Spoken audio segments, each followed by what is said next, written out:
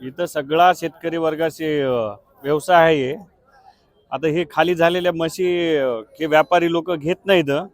आम्ही इथं खाली झालेल्या म्हशी आणलेल्या आहोत. दुधाच्या म्हशी विकायसाठी आणलो. खाली झालेल्या म्हशी कोणी घेत नसल्यामुळं दुधाच्या म्हशीवर खूप मोठा परिणाम झाला आमच्या इकडं. तर याच्यावर प्रशासनानं जे कोणी याचा माल अडवालेत त्यांच्यावर योग्य ते कार्यवाही करावी आणि आमचा माल विकायला ह्याला थोडंसं लक्ष घालायला हवं माल घेण्यासाठी. याचा फार मोठा परिणाम होईल ना. याच्यावर लोकांच्या म्हशी विकूनशी नाही तर पैसे द्यायचे आहेत, कोणाच्या म्हशी विकत घेतलेल्या आहेत, कोणाला शेताचे पैसे द्यायचे आहेत, शेतीसाठी लागणाऱ्या मालाचे. आणि इथं आमच्यासारख्या व्यापाऱ्याच्या म्हशी घेतलेल्या आहेत लोकांना, त्यानं आणून इथं परेशान झाले. आज आज हजार हजार 2-2 हजार भाडे केले म्हशीला आणून विकायला इथं. आज म्हशीला कोणीच घेत नाही, एक वगार सुद्धा विकत नाही इथं आज.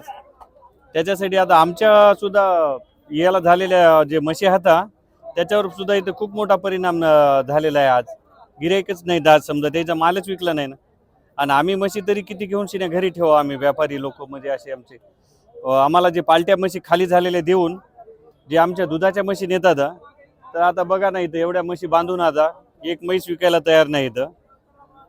तर याच्यावर योग्य ती कार्यवाही करावी पोलीस प्रशासनानं. नाही, त्याच्या गाड्या खूप दिवस झालं अडवणं चालू आहे. मग याच्यावर कोणी गांभीर्यानं लक्ष दिलं नाही.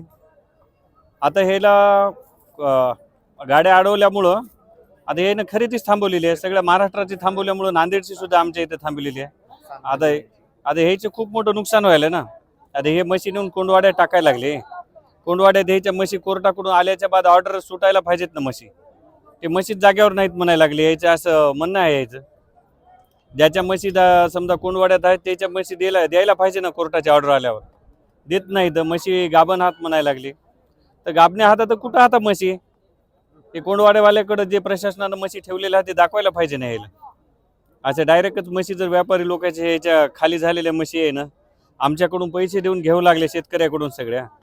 मग हे म्हशी जागेवर नसल्याच्या बाद मग हे ना केस कोणावर करावं, अशी बी अडचण व्हायला यायची. याच्यात खूप मोठा व्यापलेला व्यवसाय आहे. नांदेड जिल्ह्याच्या भोवतालचे लोक येतात इथं.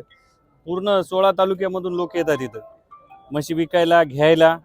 तर आज खूप मोठा परिणाम झालेला आहे याच्या व्यवसायामुळं आमच्या व्यवसायावर. इकडं याला झालेल्या म्हशी कोणी घेत नाहीत ना आता सध्या.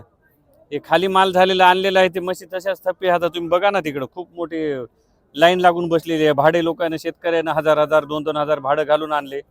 2-2 माणसं विकायला आले सोबत म्हशीच्या.